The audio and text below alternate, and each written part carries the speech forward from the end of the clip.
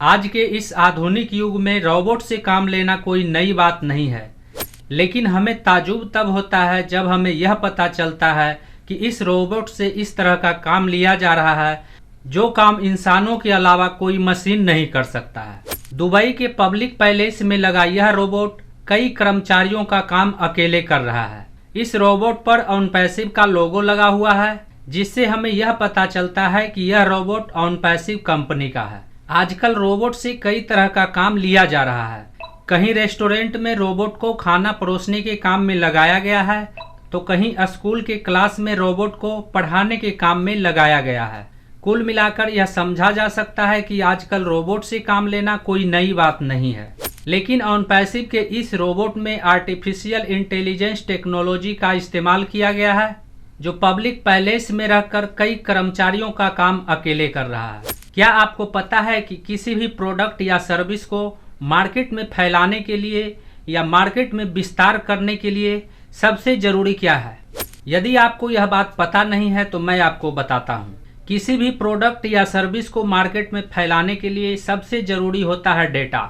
नए ग्राहक का डेटा, या उसे हम नए यूजर का डेटा भी कह सकते हैं। अब आपके मन में एक सवाल उत्पन्न हो रहा होगा कि यह नए यूजर का डेटा क्या है। ऑनपैसिव के मामले में नए यूजर का डेटा का मतलब होता है जब कोई पहली बार इकोसिस्टम में साइन अप करके अपना अकाउंट बनाता है तो उस पर्सन को हम नया यूजर कहेंगे।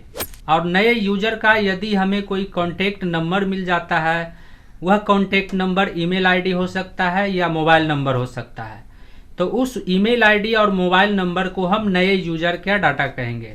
ऑनपैसिव का ओ कनेक्ट जब लॉन्च होगा तो उसकी मार्केटिंग के लिए सबसे जरूरी है नए यूजर का डेटा। सभी कंपनी अपने अपने तरीके से नए यूजर का डेटा इकट्ठा करती है। आपने बड़े बड़े रेलवे स्टेशनों पर देखा होगा कि जब यात्री स्टेशन परिसर से बाहर निकलते हैं तो स्टेशन परिसर में ही क्रेडिट कार्ड दिलवाने के लिए कई एजेंट पूछते हैं। यदि किसी स्टेशन पर आपके साथ इस तरह से हुआ है तो उसे कमेंट में जरूर लिखिए। जब आप क्रेडिट कार्ड लेने के लिए हाँ कहेंगे तो वह एजेंट आपसे कुछ सवाल करता है और आपसे आपका ईमेल आईडी और मोबाइल नंबर ले लेता है।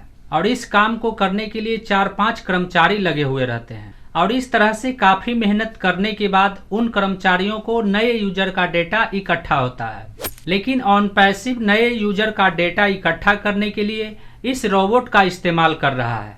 दुबई के पब्लिक पैलेस में जब कोई इस रोबोट के साथ फोटो खिंचवाना चाहता है और उस फोटो को वह अपने ईमेल आईडी पर प्राप्त करना चाहता है, तो इसके लिए उस व्यक्ति को रोबोट के डिस्प्ले पर अपना ईमेल आईडी भरना होता है। और ईमेल आईडी भरने के बाद रोबोट के साथ क्लिक किया गया फोटो उस व्यक्ति के ईमेल आईडी पर चला जाता है। और इस तरह से उस व्यक्ति को रोबोट के साथ खिंचाया गया फोटो मिल जाता है और रोबोट को इस व्यक्ति का ईमेल आईडी मिल जाता है। और इस तरह से उस रोबोट के पास हजारों नए यूजर का डेटा इकट्ठा हो रहा है।